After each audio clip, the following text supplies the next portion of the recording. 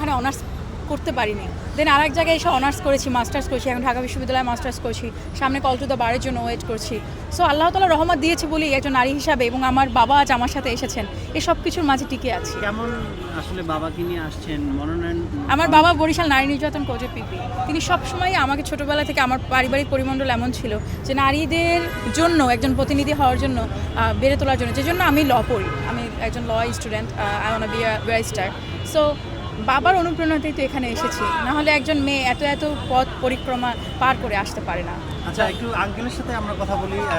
যেটা বলছিলেন উনি যে সন্তানকে নিয়ে আসছেন, আপনার অনুপ্রেরণায় আপনার মেয়ে এত দূরে এসেছে, কেমন ভালো লাগা কাজ করছে আসলে?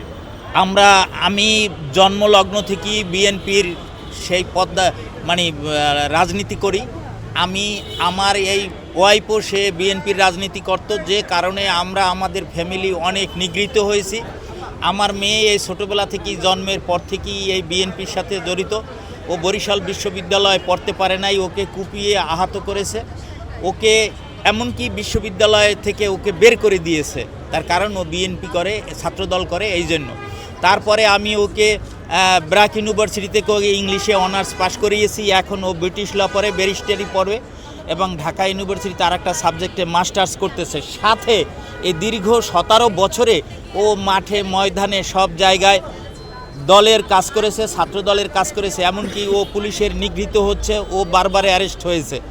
এখন দল যদি, আমাদের নেতা তারেক রহমান সাহেব যদি মনে করে যে ওদের মতো তরুণ নেতৃত্ব কাছে আসলে দল এবং দেশ ভালো থাকবে, তাইলে আমার মেয়ে যদি এরকম একটা সুযোগ পায়, আমি খুশি হব, এই আর কি।